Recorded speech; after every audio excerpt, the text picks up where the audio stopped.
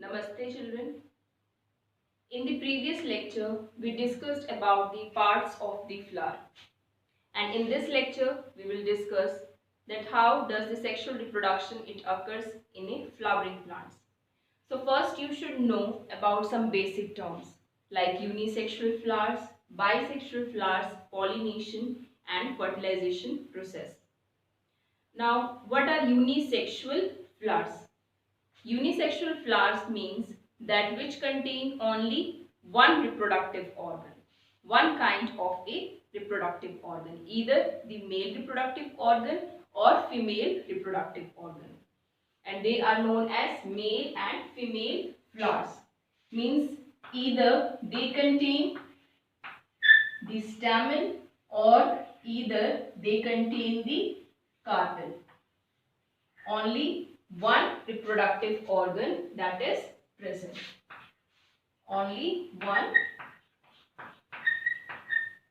reproductive organ it is present in a flower.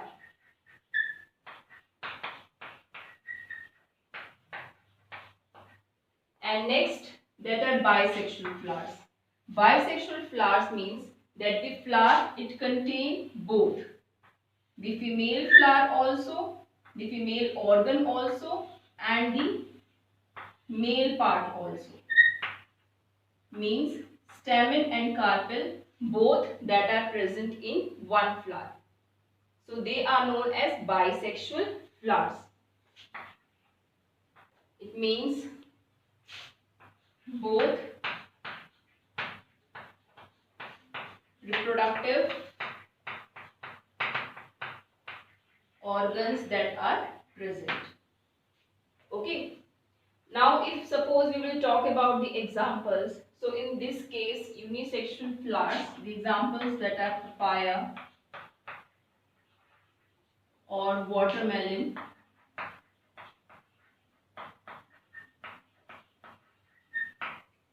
and in case of bisexual, so there are so many examples like hibiscus rosa,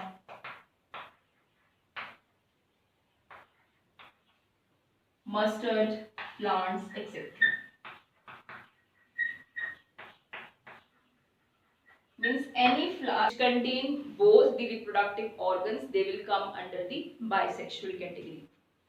Now next, that is pollination. Now what is pollination? Pollination means the transfer of the pollen grains from the anther to the stigma of the flower. This is known as pollination process. And the anther, they contain pollen grains, as in the previous lecture we discussed that stamen it consists of anther and filament, and anther they contain the pollen grains. These lobed structures, these are known as anther and they contain the pollen grains. Okay, and what happens in case of the pollination? That these pollen grains they will transfer from the stamen, means from the anther of the stamen to the stigma of the carpel. This region that is known as stigma. This is style and this is ovary. So pollen grains they will transfer to the stigma region. Now pollination, it is also of two types. That is self-pollination and cross-pollination. Self-pollination and cross-pollination.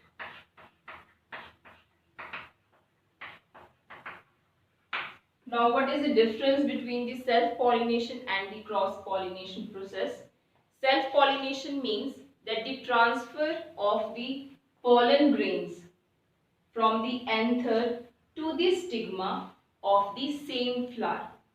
Okay, of the same flower or the flower that is present on the same plant any different flower that is present on the same plant.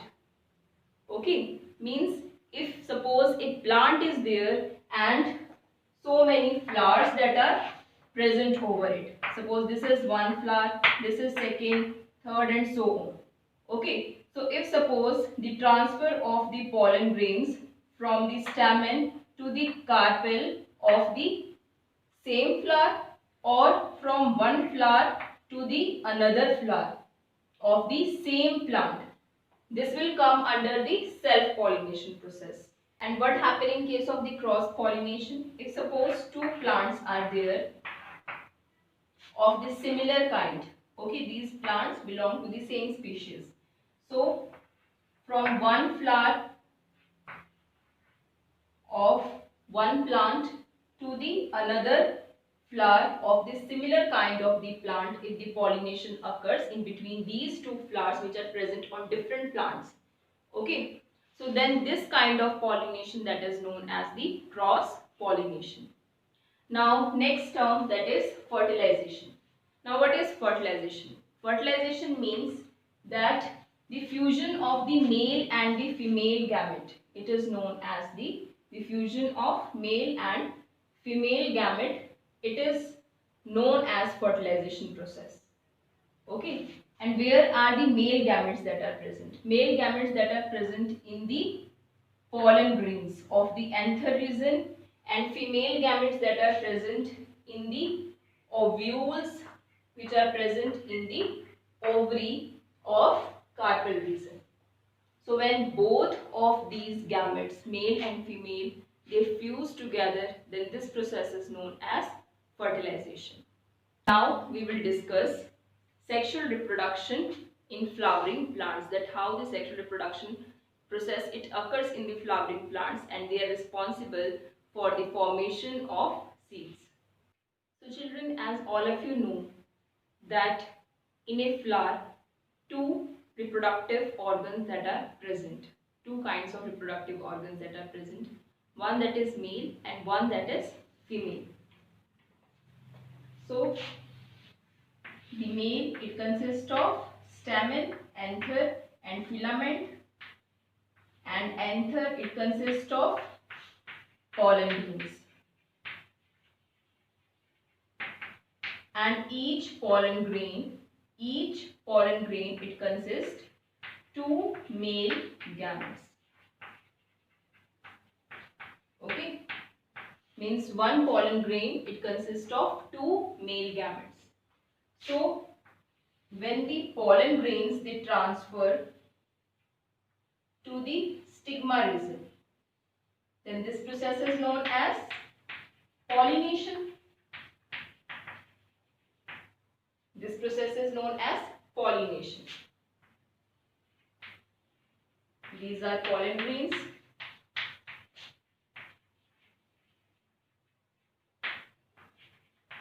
And this is stigma, style,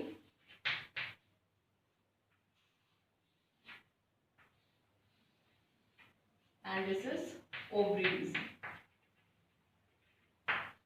Ovary, it consists of ovules. It consists of ovules.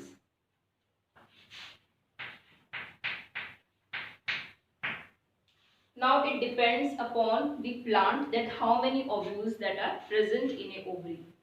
It can be one or it can be many. Okay. So ovary, it consists of ovules, and these ovules they contain the female gamete.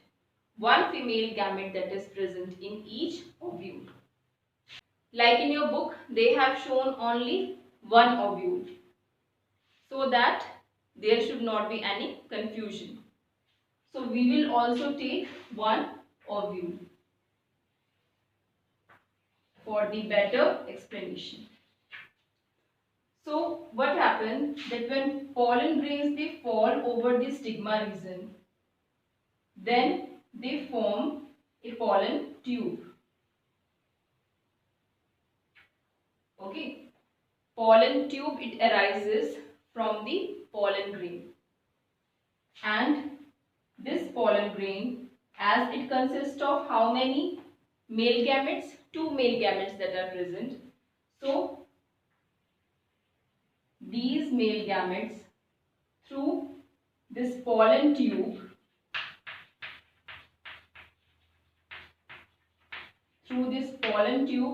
they enter in the ovule region. Here in this diagram I have shown only one ovule so that to avoid any confusion. Okay. And this region, this space that is present in the ovule, this is known as micropyle. This is known as micropyle. Okay. So from this micropyle space region which is present in the ovule, the empty space, through this empty space the male gametes they will enter. These male gametes they will enter in the ovule region. In the ovule region. And this is ovule. And these are male gametes.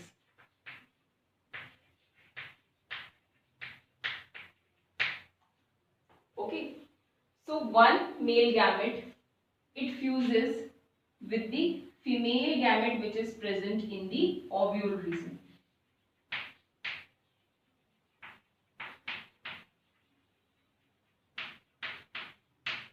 The male gamete, it fuses with the female gamete. And the another male gamete, this male gamete, it fuses with two polar nuclei which is present in the ovule region.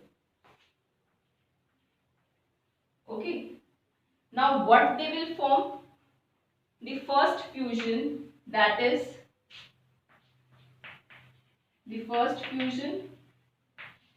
in between male gamete plus female gamete. This is known as zygote. This is known as zygote. So what is the product of the first fusion here? That is the zygote. Okay, that is first fusion. And what is the second fusion here? That is second male gamete plus two polar nuclei.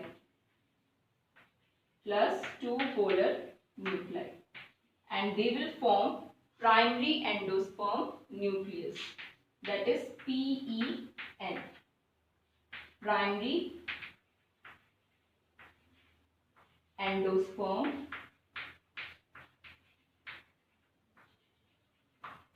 nucleus. Okay. And what is the nature of this zygote and primary endosperm nucleus? Zygote, it is diploid in nature because two nuclei that are present, and primary endosperm nucleus, it is triploid. Okay, that you will study in detail in +1 class, in +1 and +2 class. Now, here two products are there, one that is zygote and one that is primary endosperm nucleus. Okay, so these are the products of the fertilization process.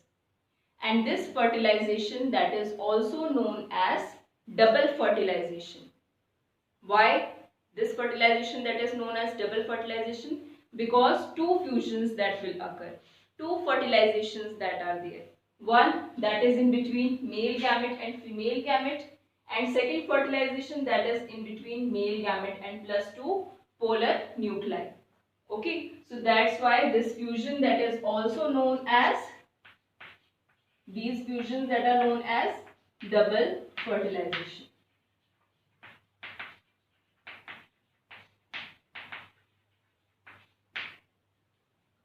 Now, sometime the question it will come in this manner, that what are the pre-fertilization events and what are the post-fertilization events. Okay, so in what manner you have to attempt the question. If suppose this question that will come, that pre-fertilization events you have to explain. So what you will write in that? In that you have to write this pollination and how the pollen tube it forms, and then male gamete it enters in the ovule region, and then the fusion process. Okay. But if suppose the post fertilization process it will come, then what is the answer of that? Post fertilization events means that what does actually form after the fertilization. Post fertilization events. That after fertilization, when the fertilization it will occur, then what is the fate of the zygote, PEN, primary endosperm nucleus, ovule and ovary. Okay. So what happened? The zygote it develops to form embryo. It develops to form embryo. Second, that is PEN, that is also known as triploid nucleus because 3 nucleus that are present. Primary endosperm nucleus, it develops into the endosperm. It develops into endosperm. And third, that is ovule. Ovule, it develops into seed. Okay. This ovule, it will become seed after the fertilization process. And ovary, it forms fruits. Okay, so in this manner, the fruits that are formed which contain the seed. Okay, and from the seeds, you can grow or germinate a new plant also. So let's see again that first of all the pollen grains they transfer to the stigma region. These pollen grains they contain the male gamete. Okay. So when they fall over the stigma region, then the pollen tube it will grow in the downward region and it enters in the ovule region through the micropyle, that is the space present here. As one pollen grain it consists of 2 male gametes. So one male gamete it fuses with the female gamete to form the zygote, and the second male gamete it fuses with the 2 polar nuclei to form the PEN, that is primary endosperm nucleus. Okay, and what are the post fertilization events? That zygote it develops to form the embryo, PEN it forms the endosperm, and ovule it forms the seed, and ovary it forms the fruits. And fruits they are also of 2 kinds. Okay, like some fruits that are very pulpy and some fruits that are dry. So the dry fruits, that's why they are known as the dry fruits, and some they are having the pulp over it, so they are the pulpy fruits.